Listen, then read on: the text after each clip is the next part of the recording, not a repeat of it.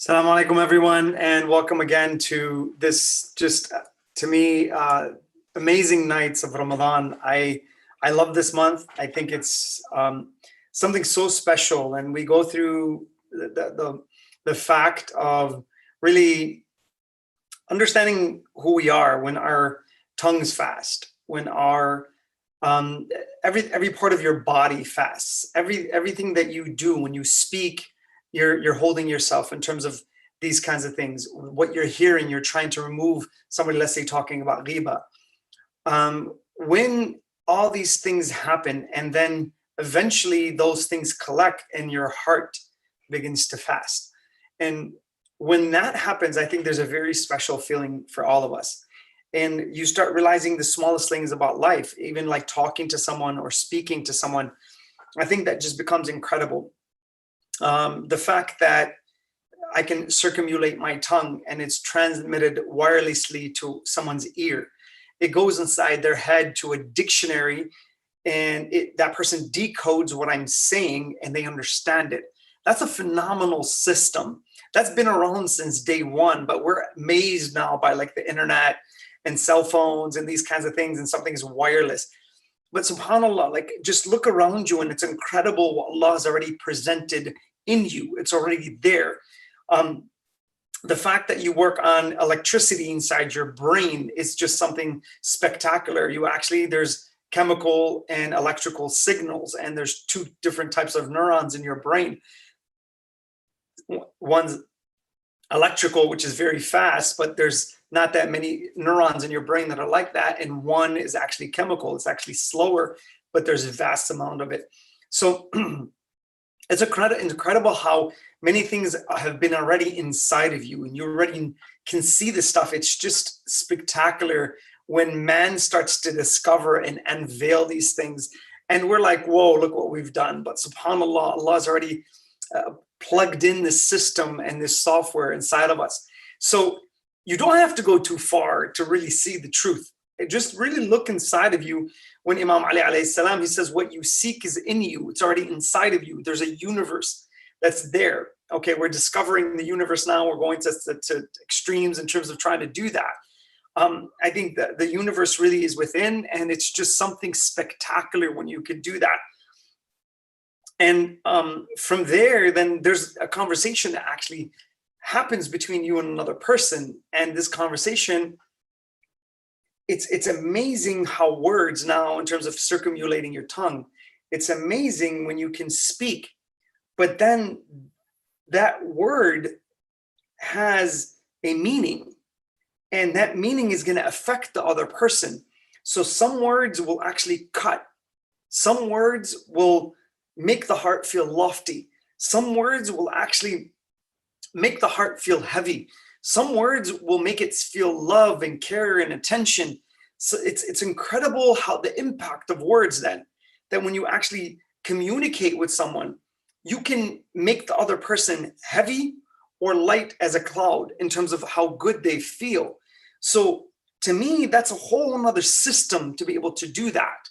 And to know what words, that when you take that word and I'm about to say it, I'm about to say a certain word, and then I either inject it with poison or I inject it with mercy, love, care.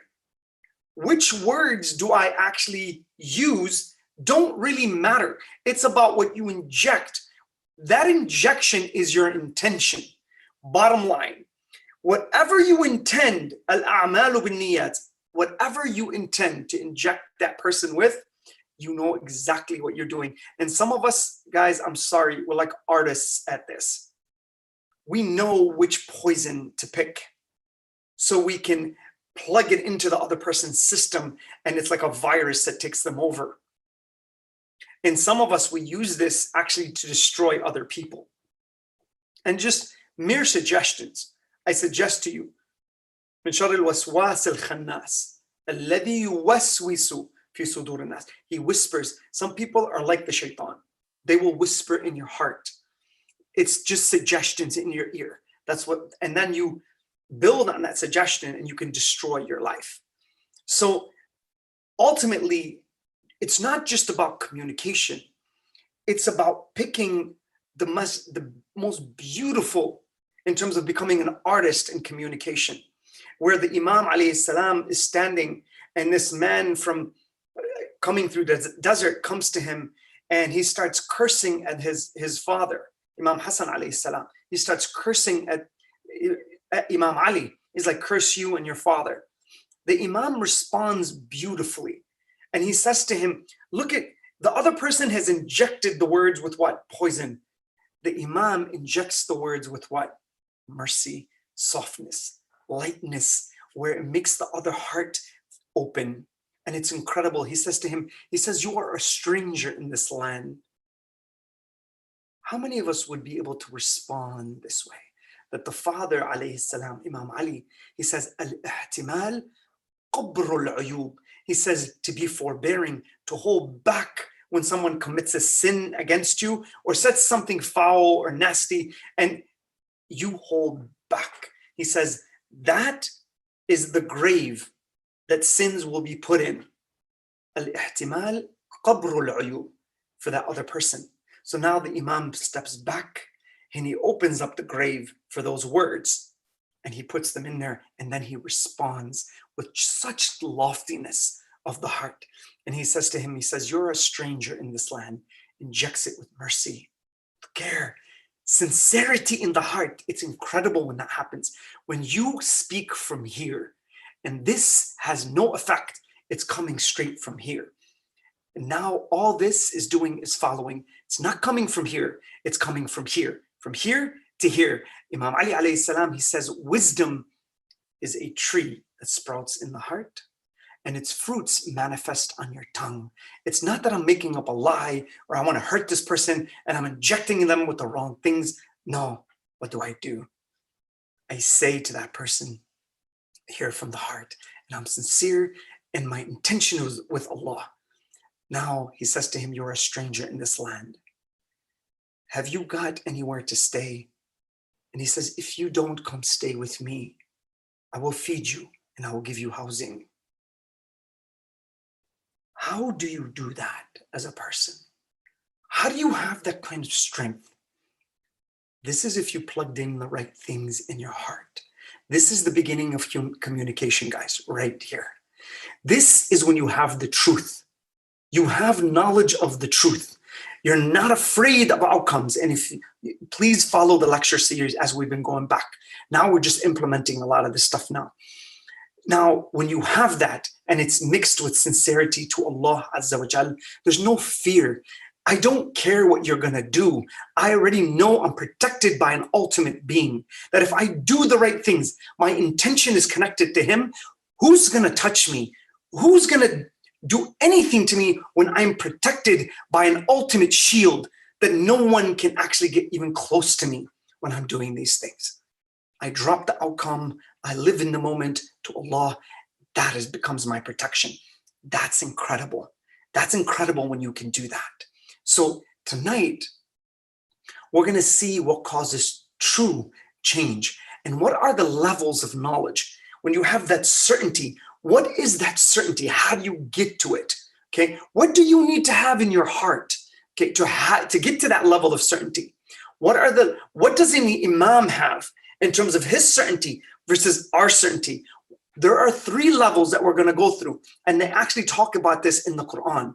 Then we're going to see in terms of what that certainty dictates. So tonight, really pay attention to this lecture. And if you have something that you're having trouble with in terms of just, it's hard, it's very difficult, guys, sometimes to really know what the truth is. So I'm going to give you the stages that you need to go through and to grow through. Don't just go through it, grow through it. And on that level, you're going to see what you need to do in terms of which stage that most of us are in versus like an Imam and what he knows. So on that level, let's go into that. But before I want to do that, I want to give you this book, guys, right here, Kitab al-Irshad. This is by Sheikh al-Mufid, prime scholars way back then. Okay, and I'm not going to give you too much about him. You should do your own research about some of these great scholars who came way back then in our history, who preserved these things. And this This book is about the 12 Imams, their lives, and what they actually went through. So really, if you want something that's very special in terms of our history, pick up this book. Amazing book in terms of just as a reference. Even if you want to present something about an Imam, sometimes a great reference book to have. So guys, let's move on that. Let's get into the presentation. And before I do that, أعوذ بالله من الشيطان الرجيم بسم الله الرحمن الرحيم والصلاة والسلام على أشرف الأنبياء والمرسلين أبي القاسم محمد وعلى آل بيته الطيبين الطاهرين اللهم صل على محمد وآل محمد. So guys, here we go. This presentation is very special to me, and I love this presentation for many reasons. If you have someone that's close to you that needs maybe this, they want to change their life, maybe they don't know which direction, maybe it's you, maybe you don't know some things in terms of understanding some of this knowledge. I'm going strictly Quran on this, and I'm kind of leaving other things aside because I think it's beautifully laid out in the Quran. And when it gives the 3 stages, I think it's just truly amazing. Now, I'm going to give you what the 3 levels are, and then I'm going to explain what they are in terms of these things. Then I'm going to give you examples of these kinds of things. So ultimately, when we get ourselves to such a point and we are moving through change, we are trying to get ourselves to change. What is change, guys?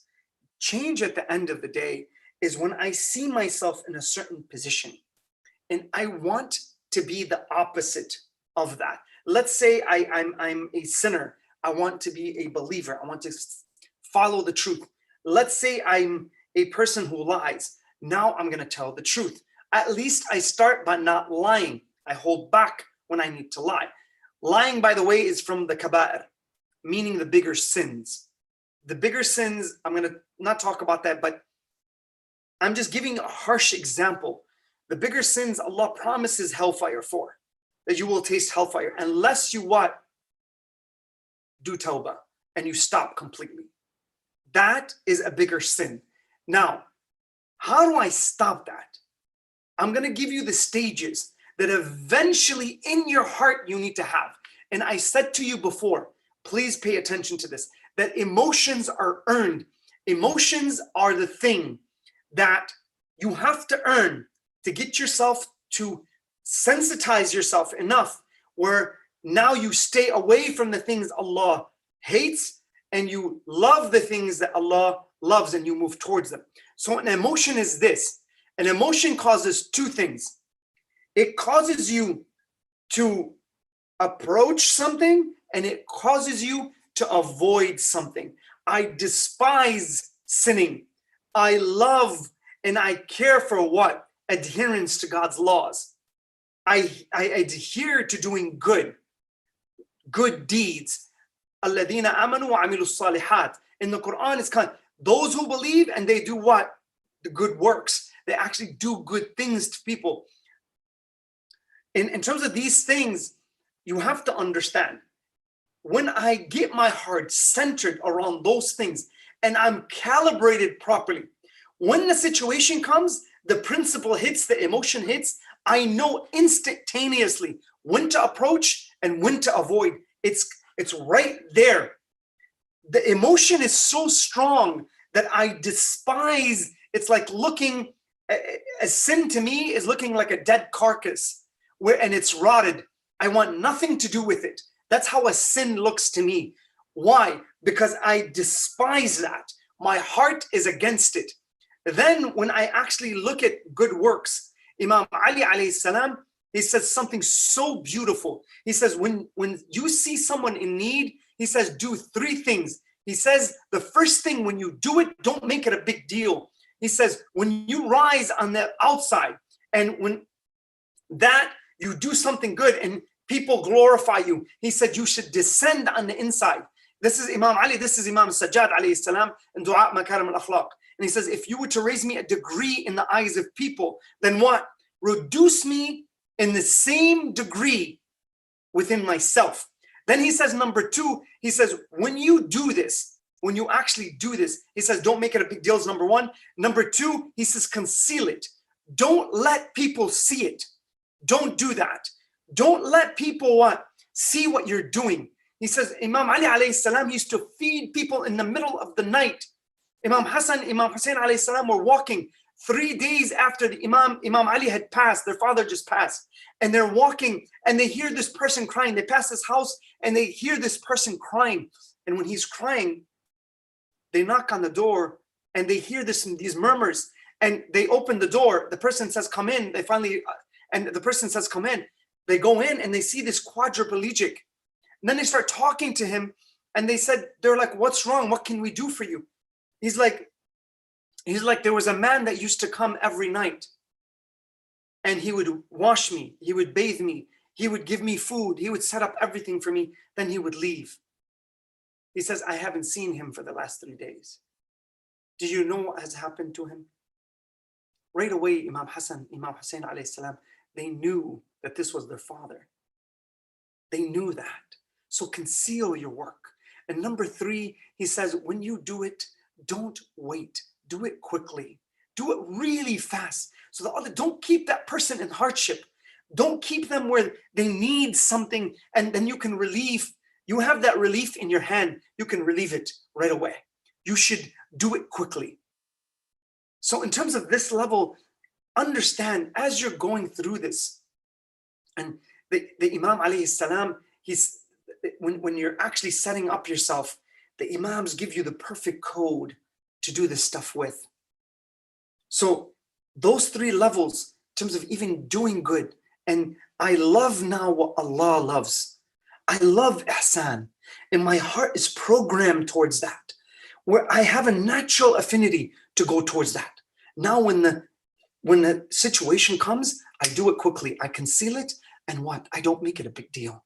It's right there. It's programmed inside my heart. And then on the other side, when something hits and it's an awful deed, it's something sinful, it's something horrible, I despise it. And then I deter myself from it because of my emotional code. It's all about the emotion. So from here, an emotion causes you to what? Approach and attach to the right things, and detach and not approach and avoid the wrong things. That's how important emotions are. And when the heart dies, you're done. As we said yesterday, or not the day before, in enjoining good and forbidding evil. If you didn't watch that presentation, please go back. There's a hadith 374 in Nahj al-Balagha, in the short sayings, where he talked about where Imam Ali alayhi salam, he says, when a person sees a sin, he doesn't feel anything, doesn't say anything, or doesn't do anything. This person is a dead man walking. They've desensitized the heart to such a point that that person is now dead, meaning that they don't see the truth anymore, and they actually see falsehood as the truth. So they enjoin in what? Evil, and they forbid what? The good. A lot of these stages, guys, we've reached in terms of where we are now. A lot of falsehood is what? Is truth. When Allah Azza wa Jal says, قَدْ تَبَيَّنَ الرُّشْدِ مِنَ الْغَيِّ, He says truth is clear from error. It's clear. But now we've gotten to days in terms of the way we live. So how do we get to this certainty? How? Where the eye is not enough. It's the heart that needs to see. Let's go through the Quran and see the levels of knowledge and what you need to know to enable you to see the truth and to know what it is. And then we're going to see what the level of the Imam. So here we go, guys. In terms of this level, the levels of knowledge. So that's where we're going to begin. And these 3 levels, I want you to follow along. And if you can take notes, please do, because these are very important. And I'm sure some of you have heard this, but please, in the end, this is going to get really good, but I just have to lay it out first. It's just how you're going to be able to see things and what causes true change. Which level do we need to get to that causes true change? All right, so number 1. Okay, number 1 is ilmul yaqeen. Okay, that's the first stage. That's level 1. That's where most of us are at. Okay, level 2 is Aynul yaqeen. Okay? Ilmul yaqeen is knowing of something. I know what the truth is about something. Okay? Aynul yaqeen is now I have actually observed it. Okay? And I'm going to give you these. Then haqqul yaqeen. Haqqul yaqeen is I've actually experienced it. I have touch and I have experience in the heart. Think of this level right here as when you walk up to a roller coaster. Okay, I know what roller coasters are. That's ilmul yaqeen. Aynul yaqeen is like when you walk up to a roller coaster and you see it, and now you see how high it is. And you're like, there is no way I'm getting on this thing. And then you hear people screaming as they go, and it's the way it's taking you, it takes you up really, really slow. And a lot of you, I'm sure, have been to Cedar Point. Okay, it takes you up slow, slow, slow, slow. Then it gets you to the top, and bam, it just drops. So now you decide that you're going to be brave enough, and guess what? You're going to get on this thing. And then you really are going to be brave. And you know what's going to happen? You're going to sit in a front seat. So this thing actually hangs over as this thing is coming. The rest, so when it goes all the way up, it starts hanging over, and some roller coasters will actually stop you in that position where the front person is actually facing straight down, and they're looking at like 300 feet, 400 feet up in the air. And they're looking straight down. It looks like you're literally next to the sky, to the clouds. And I don't know if any of you have bungee jumped, but I've done it, and it's really an amazing feeling. But what's really shocking to you is as you're going up, you actually think that you're almost all the way up as they're moving up. But then you look up and you're not even halfway up, because it's so scary up there in terms of when you get all the way up. You feel like you can literally touch the clouds. But it's incredible the second you experience that experience. And when you go onto the roller coaster, that's haqqul yaqeen. That now you have the experience. Why? Because you have the feeling. That experience is that feeling. And now, let's say you're one of those people that is just an adrenaline junkie, and now you're just like, oh my God, you fell in love with this thing. But let's say you're one of those people that on the ride, you're actually going and you threw up all over everybody because you sat in the front seat because you got so nauseous. And you're like, I'm never going to go on this again. So those are the three levels in terms of the way we experience life, okay? And I'm going to take you through this real quick in terms of in the Quran where it says this, okay? كَلَّا لَوْ تَعْلَمُونَ عِلْمَ الْيَقِينِ. So in the Quran, in terms of the knowledge and where it says this in terms of, now I'm just giving you the back end in terms of what it has in the Quran. Okay, كَلَّا لَوْ تَعْلَمُونَ عِلْمَ الْيَقِينِ. So عِلْمَ الْيَقِينِ. No, you will know what? لَتَرَوَنَّ الْجَحِيمِ. Now you will see something that's really what? Incredible. الجحيم. Okay, ثُمَّ لَتَرَوَنَّهَا عَيْنَ الْيَقِينِ. Then you're going to see it. You're going to see it. عِلْمَ الْيَقِينِ وَعَيْنُ الْيَقِينِ. Okay? Now, so when you experience that and you walk, and now you know what a roller coaster, somebody tells you what a roller coaster is, and they tell you how scary it is. But then, Ayn al-Yaqeen now is a higher what? Level. And in here, innaha, okay, in this level, this is in Surah Al-Waqi'ah 56:92. And from here, Allah takes us to the third level in the Quran, and He tells us the third level is haqqul yaqeen. Okay, right here.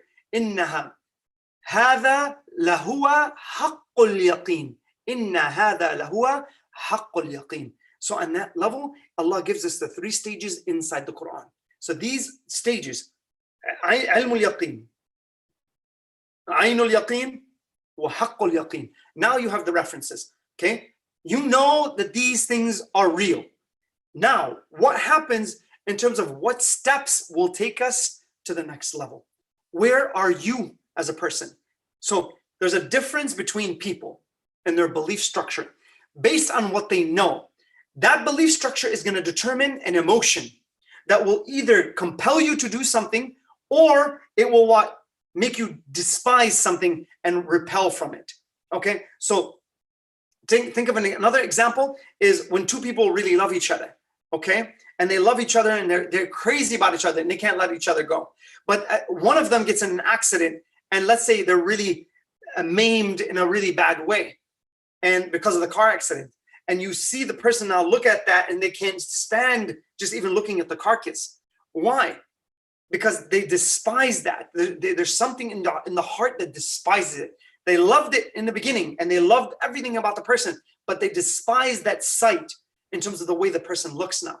So it's incredible, again, how the heart works. What do you attach the heart to?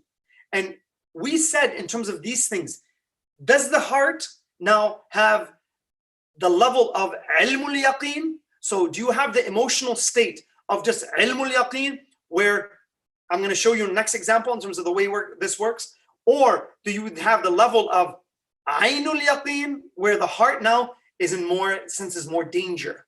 Okay, and what do you need that balance? And I'm going to give you the difference between hope and fear and how they work. Okay, and now, or do you have haqqul yaqeen, where now you don't do the sin, but you can actually experience and touch hellfire. You can actually feel it in your heart. You despise it. You don't want to do it. وَأَمَّا مَنْ خَافَ مَقَامَ رَبِّهِ وَنَهَى النَّفْسَ عَنِ الْهَوَى فَإِنَّ الْجَنَّةَ هِيَ الْمَأْوَى. Take that verse now and apply it to this. In terms of what we're talking about, you're going to see it. And the one who fears the state of his Lord. So the one who fears that, that's an emotion. It's an emotion. You have to earn that. Emotions are earned, as we said before. You have to earn that and place it inside your heart.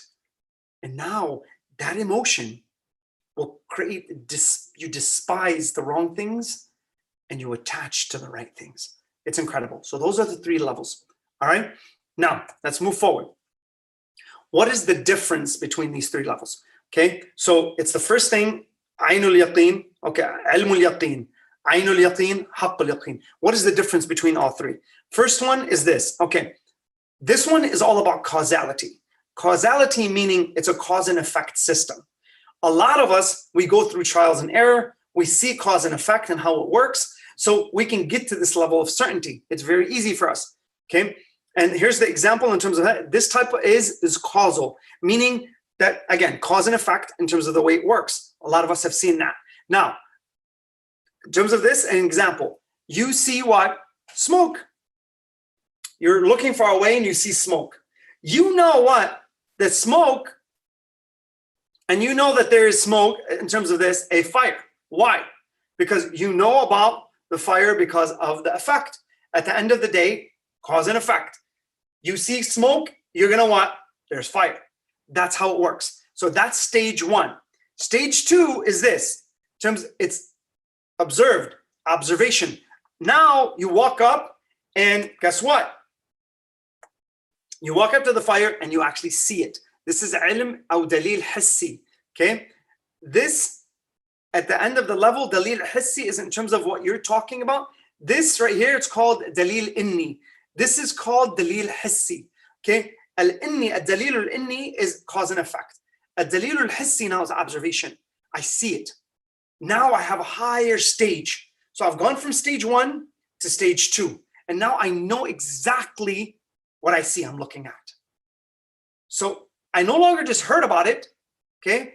It's Imam Hassan alayhi salam, he says the difference between the truth and falsehood is 4 fingers. He says, and he puts this between his ear and his eye. He puts the 4 fingers between his ear and his eye. And he says, whatever you have heard may not be true. It may be true, it may not be true. But whatever you've seen, that is truth. This is ainul yaqeen. Now you see the fire. You see the fire of Allah. In terms of the sin you're about to commit, you see it. Now, the third level, so this is the difference between stage one and stage two. Now you've observed it. You have a higher level of knowledge in terms of what's going on. And now your certainty has gone up. This is yaqeen, is certainty. So not the knowledge factor has gone up. Third level is what? Haqqul yaqeen. This is an experience.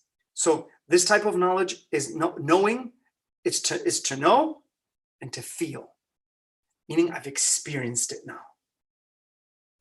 This type of knowledge is really what we want to seek. So when I'm in sujood, what do I taste? I taste the pleasure within my heart of ibadah, of khushu', of submission and holy factor towards Allah Azza wa Jal. That's how it works in terms of these kinds of things. And now, this is not cause and effect, this should be here, right here. But an example is now you touch what? You touch the fire. Sorry, guys. I'm sorry. I have to do this. All right, there we go. So here, from here now, what happens is this. You get yourself to this point, and when you are actually going through this, you experience the actual fire. How many times, now let's say you're a person that has never seen fire before. Let's say you're a little kid. And you don't believe, you know the fire now, you know it exists because you have reached this stage. But then what? You put your hand in the fire and you realize, oh my God, it hurt me. It burns.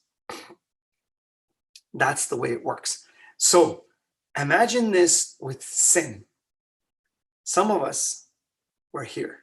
Some of us were here. And some of us were here. I'm not going to go any further because I'm going to give you more a little bit later. All right. So now the difference in what? The difference in the level of knowledge. Okay. The difference is terms of what stage do we have to get to? What stage do we have to reach? Okay. Like when we do this and we understand that we're actually going to this level, we're trying to do this properly. Now, here's what happens. What stage do I have to reach? So now, let's say you smoke. You as a person have the knowledge of smoking. You have that. You know it. You know the dangers of smoking. So what stage of these three will actually get you to stop permanently? The stage that you have to reach, for you to enable yourself to have enough fear in the heart is, I'm going to tell you in a second, this level. So before I do that, I'm going to give you understanding between hope and fear. And this is I've explained before. On this level, if I have too much hope and I'm thinking, oh my God, Allah's going to forgive me. He forgives everybody. He's so merciful. I'm too hopeful. I don't have enough fear. 80% hope, 20% fear. Now, what happens here in terms of this? I'm telling you a hadith that's going to come by Imam al-Baqir alayhi salam. And I just want you to understand what he says about that. Then some of us have too much fear and then too little hope. 80% fear, 20% hope. How does that work? I'm going to explain it to you in a second when I get to that hadith. All right. So now, here's what happens. On this level, the second stage is where you have to get to.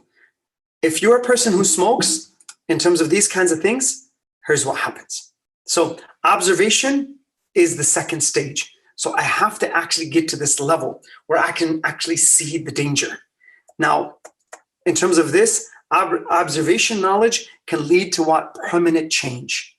This is the stage we have to get our heart to. You have to get yourself to aynul yaqeen. Why? Because at the end of the day, your emotional code has changed. Here's an example. First, the example I want to use is smoking. So a lot of us, the reason I'm using that is a lot of us smoke.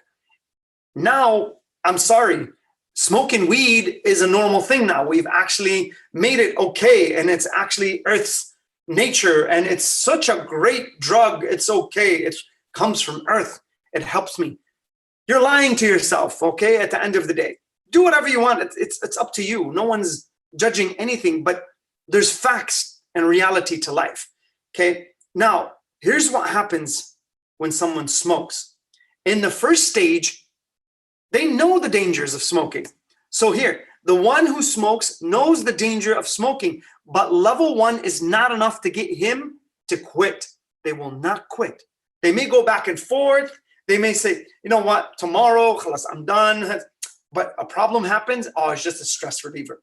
They go back to smoking. So now it's not enough to be in the first stage. And I want you to, it's not just to think about smoking.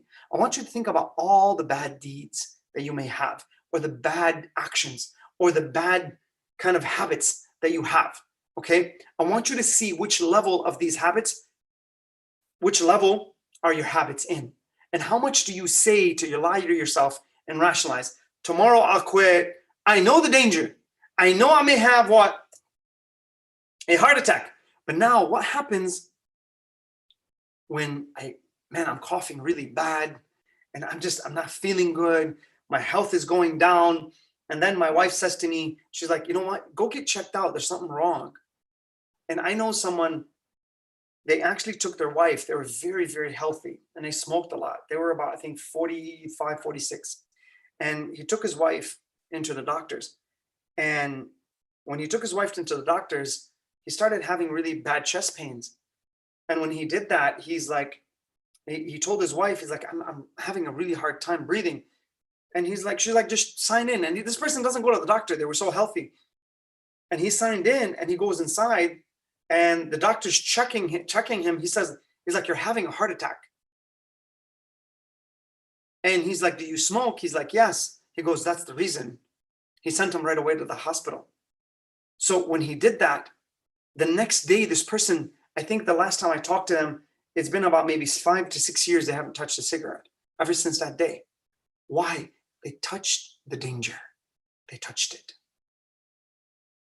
They knew. Now it's not about, I know the danger. I'm there. I could experience that danger. So now level 2, when that happens, the doctor tells you, you know, you're about to have a heart attack, you should quit. Now you've reached level 2 because now the danger is there. What has happened? Fear. Your hope was at 80%. Fear was at 20, maybe not even 20. Let's say this is at 98%. This is at 2%. Guess what's going to happen now? Positive fear is beautiful. Now, what happens? Instead of the hope being 98%, it goes down here. And you're like 50% to 50% fear. Imam al-Baqir alayhi salam says, fear and hope are 2 wings of a bird. You need both. You need to have fear of Allah in terms of his wrath and his punishment.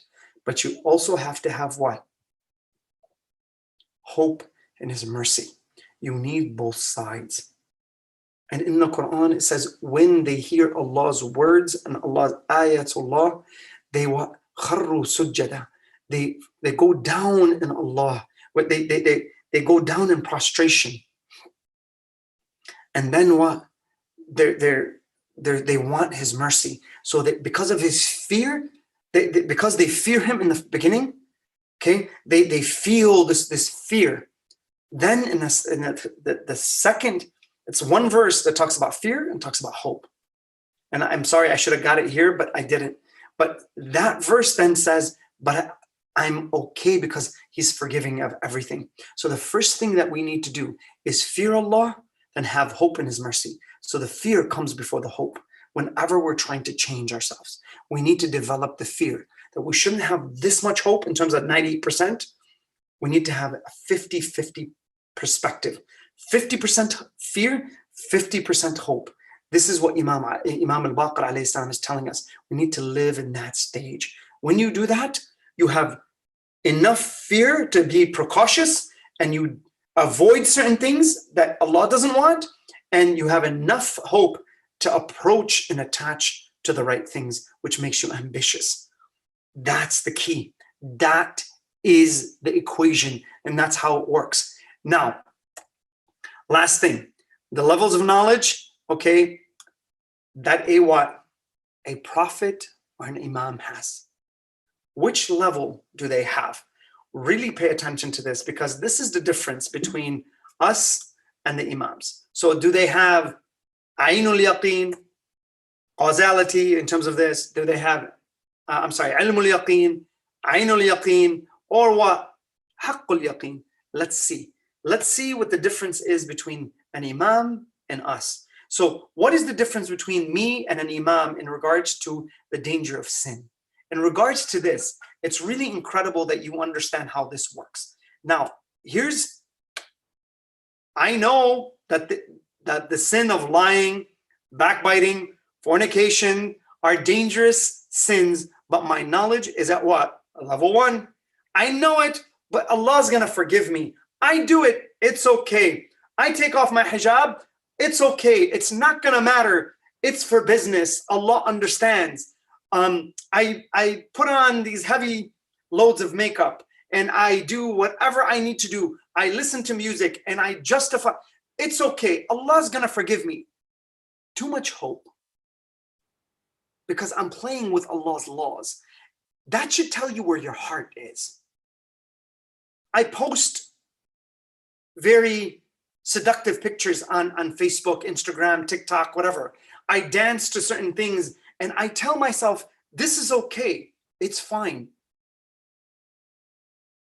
Now, in terms of a guy, I take a picture and I post it on Instagram and I'm shirtless, thinking that all the girls now are gonna want me. I wear very tight clothing because I'm really insecure, because if a person is really secure, they'll cover. They don't need to show off their body. So on that level now, and there's some men now who are just, they're married and have 3-4 other mistresses on the side in terms of these kinds of, and that's like the norm. And if I cheat on my wife, it's okay. And if a wife now cheats on her husband, it's just okay. I'm just doing it because Allah made it okay, and we justify these things to our head. Now, when you go as a man, you go out and you have other relationships with other women, then you go home to your wife and your kids. How is that okay? How do you justify these things in your own head? Now, I'm not telling you there are certain situations that are just very, very pressing, and they're very, very, very, but at the end of the day, you know yourself as a person. Now, on these kinds of things, don't justify these things to yourself. Now, I know what I'm doing, and I know it. And some of these maybe within lawful terms. I'm not saying that, I'm not going against the law, and I'm not saying these kinds of things. I'm talking about the psychology, that effect that's going to have on you as a person. And I'm talking about the emotional and mental damage that you can create when you justify these things that it's okay. And then when you harm another human being, which may be the closest person to you. And I'm not talking in gender-based. It can happen on either side because I've seen it on both sides. And the damage that it creates is impeccable. And now who has the problem? It's the kids who have the problem. The parents get divorced. He goes on with his whole life. He's responsible enough. He can make money. She can make money. It's okay. Who gets damaged? It's the kids that get damaged. That's what happens. So on these kinds of things, please be careful where you're at in terms of what you're doing. Now, if I know lying, backbiting, fornication, these are the kaba'ir. These are the bigger sins. We don't realize when we're talking about someone, okay, there's a reality to these sins, okay? And I'm gonna show you what the imam sees versus what we see. And here's what happens. So an imam reaches the 3rd level. We know the stuff that is haram, but we still do it, okay? This is what we need to reach right here for us. We need to reach that level. So we see the danger and we fill ourselves with more fear that becomes a deterrent, and it stops us from doing certain things. An imam has this level. An imam feels what? Pleasure of obeying Allah. He tastes it. He actually feels it. When he actually feels the pleasure, when he stays away from something, it's pleasurable, and he feels the pain of committing sin, so he stays away from it. So it's an emotion. You have to earn an emotion. That emotion will deter you in terms of the pain that you will feel if you commit the sin. That pain needs to exist in your heart prior. Your heart needs to be sensitized there prior to committing the sin. And when you do that and you have that pain in your heart, you will pull back instantaneously. It will not take you long. It's automatic. But then when you actually see something good, you have the pleasure of doing a good deed. And that is in your heart as well. So when you give, it's your heart that gives as well. Your heart is not pulling back on your hand, because when you give, sometimes our hearts pull back on our hand. No, you actually feel the pleasure of giving. That's the difference between us and an imam. An imam experiences hellfire prior to actually experiencing it. He feels it prior to actually seeing it. He knows it. He understands it. He doesn't need to see it. He's already reached this level. He knows it. He's experienced it. He has touched it. That's the difference. Now, for us, when we understand this thing, all we need to do is reach this level. And this is enough to push us away from committing the sin. Now, please, brothers and sisters, I've said a lot about certain things. I don't mean to put down anybody in any which way, and I'm not condescending in any which way. I don't judge people. I'm just trying to push you maybe to do the right thing. And please, in these nights, take advantage of these things. This is something very special in terms of the nights that we have. Get to a point where you just don't have the knowledge of something. You feel it in your heart, and you deter the wrong things and you attach to the right things. وآخر دعوانا أن الحمد لله رب العالمين والصلاة والسلام على أشرف الأنبياء والمرسلين أبي القاسم محمد وعلى آل بيته الطيبين الطاهرين.